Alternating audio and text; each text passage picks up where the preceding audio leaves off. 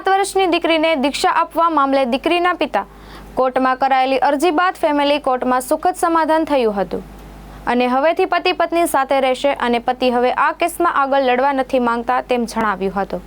સુરત શહેરમાં 7 વર્ષની દીકરીને દીક્ષા આપવા મામલે મહત્વનો નિર્ણય આવ્યો છે। દીકરીના પિતા દ્વારા કોર્ટમાં અરજી કરી હતી। દીકરીની માતા દ્વારા દીકરીને દીક્ષા હમણાં ન આપવા બાબતે એફિડેવિટ કરાઈ હતી, જેને લઈ આજે સુરત ફેમિલી કોર્ટમાં બંને પક્ષના વકીલો એકબીજા સાથે રહ્યા હતા અને ફેમિલી કોર્ટમાં સુખદ સમાધાનનો નિર્ણય આવ્યો હતો। તો આજથી પતિ પત્ની હવે સાથે રહેશે અને પતિ હવે આ કેસમાં આગળ લડવા નથી માંગતા તેવું જણાવ્યું હતું।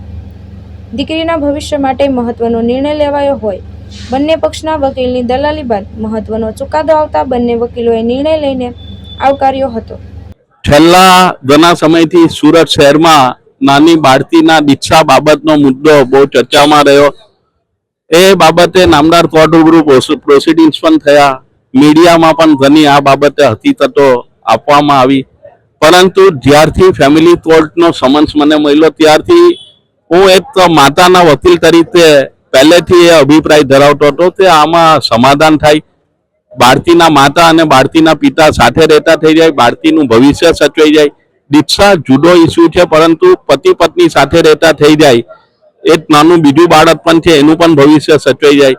તો મેં સામાવાલા પત્ની એટલે માતા તરીકેના વકીલ તરીકે, સ્વાતિબેન મહેતાએ પતિ એટલે પિતા તરીકેના વકીલ તરીકે અને જૈન સમાજના વડીલોએ વચ્ચે દરમિયાનગીરી કરીને સમાધાન થાય એ બાબતના પ્રયત્નો કર્યા અને બંને પક્ષકારો પતિ અને પત્ની સમાધાન કરવા માટે રાજી થયા અને એવું નક્કી કરવામાં આવ્યું કે આજથી જ એ લોકો પતિ પત્ની તરીકે ફરીથી સાથે રહેશે અને બે બાળકોનું ભવિષ્ય જે રીતે પણ સારું બને એવા તમામ પ્રયત્ન કરશે। એ બાબતે આજે સવારે સમજૂતીનો કરાર બનાવવામાં આવ્યો બે પક્ષકારો વચ્ચે। સમજૂતીના કરારને આજે નામદાર કોર્ટ રૂબરૂ રજૂ રાખવામાં આવ્યો। નામદાર કોર્ટે એ સમજૂતીનો કરાર રેકોર્ડ ઉપર લઈને જે દીક્ષા બાબતની અરજી હતી એ દીક્ષા બાબતની અરજી આજે ફેસલ કરી દીધી છે।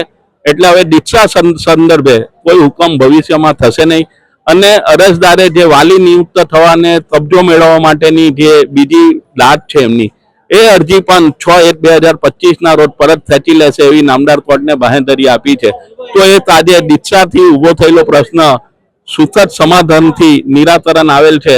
તો જે પણ આ સમાધાનમાં પ્રયત્ન જે કર્યો છે તમામનો હું સામાવાલા માતાના વકીલ તરીકે તમામનો આભાર માનું છું।